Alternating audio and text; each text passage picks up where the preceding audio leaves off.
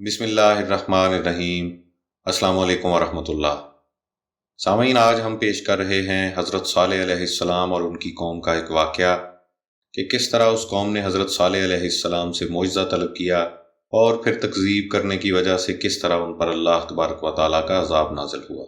اور سامعین، جب حضور صلی اللہ علیہ وآلہ وسلم اور صحابہ کرام رضی اللہ تعالیٰ عنہ کی جماعت کا اس مقام سے گزر ہوا جہاں حضرت صالح علیہ السلام کی قوم پر عذاب نازل ہوا تھا، تو آپ صلی اللہ علیہ وآلہ وسلم نے کیا ارشاد فرمایا؟ تو بات شروع کرتے ہیں کہ اللہ تبارک و تعالیٰ نے حضرت صالح علیہ السلام کو قوم سمود کی طرف مبعوث فرمایا۔ اس قوم کو عاد ثانیہ بھی کہا جاتا ہے۔ حضرت صالح علیہ السلام قوم کی ہدایت اور ایمان کے لیے دعوت دیتے رہے۔ قوم نے ان سے ایک معجزہ طلب کیا کہ اگر تم ایک سخت اور ٹھوس چٹان سے حاملہ اونٹنی نکال کر دکھاؤ تو ہم تم پر ایمان لے آئیں گے اور تمہیں اللہ کا نبی تسلیم کر لیں گے۔ اللہ تبارک و تعالیٰ نے اپنی قدرت کاملہ سے حضرت صالح علیہ السلام کی دعا سے قوم کے سامنے ہی ایک چٹان سے حاملہ اونٹنی نکال دی۔ اونٹنی کا جسم اور قد و قامت بہت بڑا تھا۔ وہ نہایت لہیم شہیم تھی اور جس جنگل میں چرتی تھی وہاں کے جانور اس سے ڈر کر بھاگ جاتے تھے۔ قوم کے کنویں پر پانی پینے آتی تو سارا کنواں خالی کر دیتی، لیکن پھر اگلے دن سارے بستی والے اس کا دودھ پیتے تھے۔ فرمائشی معجزہ دیکھ لینے اور اونٹنی کا مشاہدہ کر لینے کے باوجود وہ لوگ آپ پر ایمان نہیں لائے، الٹا اور زیادہ تکذیب کرنے لگے۔ قوم نے جب یہ بھی دیکھ لیا کہ اونٹنی ان کا پورا کنواں خالی کر دیتی ہے تو ان لوگوں نے اسے ختم کرنے کا منصوبہ بنایا۔ اللہ تبارک و تعالیٰ نے حضرت صالح علیہ السلام کے ذریعے انہیں حکم دیا کہ اونٹنی کو نقصان نہ پہنچائیں بلکہ اس کی تکریم کریں، لیکن وہ نہ مانے اور بالآخر قدار بن سالف نامی ایک شخص نے اس اونٹنی کی پنڈلیاں کاٹ دی اور یوں وہ اونٹنی مر گئی۔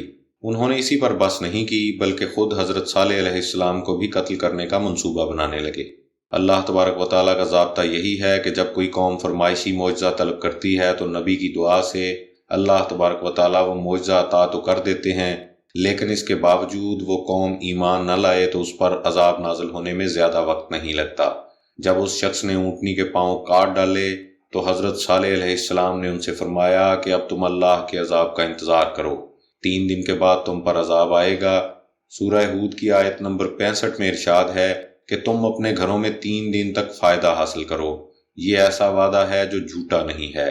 غرض تیسرے روز ان پر عذاب آیا اور ایک زبردست اور ہولناک چیخ نے ان کے کانوں کے پردے پھاڑ دیے اور وہ اس عذاب سے ہلاک ہو گئے۔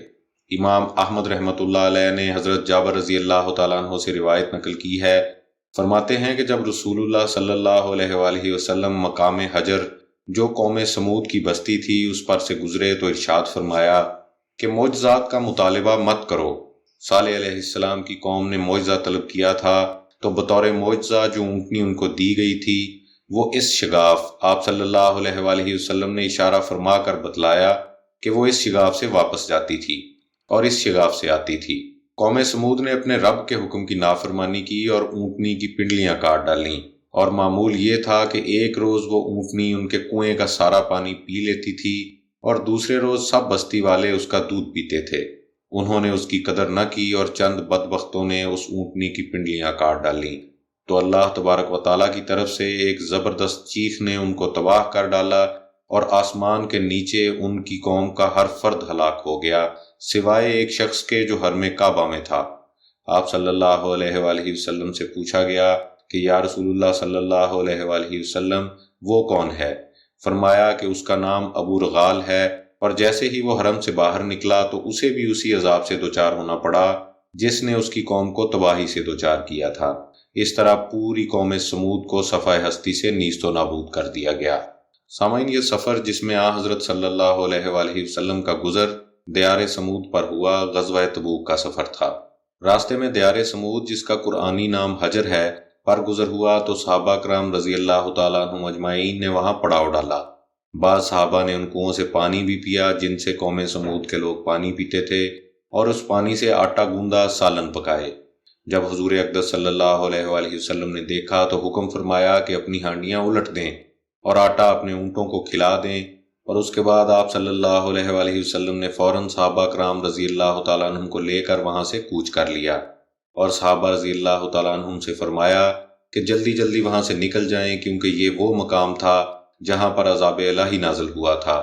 اور صحابہ کرام رضی اللہ تعالیٰ عنہم سے فرمایا کہ جلدی جلدی وہاں سے نکل جائیں، کیونکہ یہ وہ مقام تھا جہاں پر عذاب الہی نازل ہوا تھا، اور عذاب الہی سے ڈرتے ڈرتے اور گھبرا کر گزرنا چاہیے کہ کہیں وہی عذاب ہم پر بھی نہ آ پڑے۔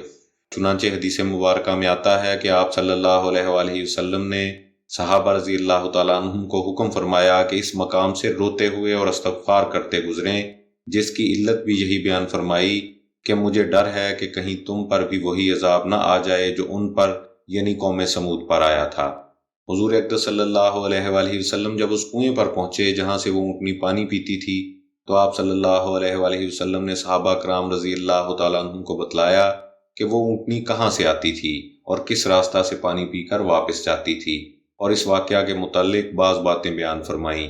اس سے یہ بات بھی معلوم ہوئی کہ حضرت صلی اللہ علیہ وآلہ وسلم ماہر نفسیات بھی تھے اور صحابہ کرام رضی اللہ تعالیٰ عنہم کے مزاج شناس بھی تھے، کیونکہ انسانی فطرت ہے کہ جب وہ کسی ایسے مقام پر یا جگہ پر ہوتا ہے جہاں پچھلے زمانوں میں کوئی اہم واقعہ یا حادثہ ہوا ہوتا ہے تو وہ اس کے متعلق جاننا چاہتا ہے، اس کے اندر تجسس ہوتا ہے۔ حضرت صلی اللہ علیہ وآلہ وسلم نے صحابہ کرام رضی اللہ تعالیٰ عنہم کی اس فطری جستجو کا خیال فرمایا اور انہیں اس واقعہ کے متعلق بتلایا کہ وہ اونٹنی کہاں سے آتی تھی اور کس راستہ سے واپس جاتی تھی۔ ایک مصلح اور داعی اللہ کا منصب یہی ہوتا ہے کہ وہ ہر ایسے پہلو کو ڈھونڈتا ہے جو اس کی دعوت کے لیے فائدہ مند اور لوگوں کے لیے زیادہ دلچسپی کا باعث ہو، جیسے حضرت صلی اللہ علیہ وآلہ وسلم نے صحابہ کرام رضی اللہ تعالیٰ عنہم کی ایک فطری جستجو کا لحاظ کرتے ہوئے انہیں اس واقعہ کی بعض باتیں بتلائیں اور اس موقع کو استعمال کرتے ہوئے اہم ہدایات ارشاد فرما دیں۔ ایک دوسری حدیث میں حضرت صلی اللہ علیہ وآلہ وسلم نے حضرت علی رضی اللہ تعالیٰ عنہ اور حضرت عمار بن یاسر رضی اللہ تعالیٰ عنہم سے فرمایا کہ میں تمہیں دو سب سے زیادہ شقی اور بدبختوں کے بارے میں نہ بتلاؤں؟ انہوں نے عرض کیا یا رسول اللہ صلی اللہ علیہ وآلہ وسلم ضرور بتلائیے۔ فرمایا کہ ایک تو قوم عاد کا وہ سرخ شخص تھا جس نے اونٹنی کے پاؤں کاٹ ڈالے تھے، اور دوسرا وہ شخص ہوگا اے علی جو تمہاری پیشانی پر ضرب لگائے گا جس سے کہ تمہاری داڑھی خون سے تر ہو جائے گی۔ ایک دوسری حدیث میں ارشاد ہے کہ وہ شخص اپنی قوم کا سردار تھا، نہایت ہی تندخو، خبیث اور مفسد تھا۔ جب اس شخص نے اونٹنی کے پاؤں کاٹ ڈالے تو حضرت صالح علیہ السلام نے ان سے کہا کہ اب تم اللہ کے عذاب کا انتظار کرو، 3 دن کے بعد تم پر عذاب آئے گا۔ سورہ ہود کی آیت 65 کا ترجمہ بیان کرتے ہیں کہ تم اپنے گھروں میں 3 دن تک فائدہ حاصل کرو، یہ ایسا وعدہ ہے جو جھوٹا نہیں ہے۔ غرض تیسرے روز ان پر عذاب آیا اور ایک زبردست اور ہولناک چیخ نے ان کے کانوں کے پردے پھاڑ دیے اور وہ اس صدمہ سے مر گئے۔ چنانچہ پوری قوم سمود اس عذاب سے ہلاک ہو گئی۔ سامعین، اللہ تبارک و تعالی ہمیں دنیا اور آخرت کی تمام بھلائیاں نصیب فرمائے۔ خوش رہیں اور اپنا خیال رکھیں۔ اللہ حافظ۔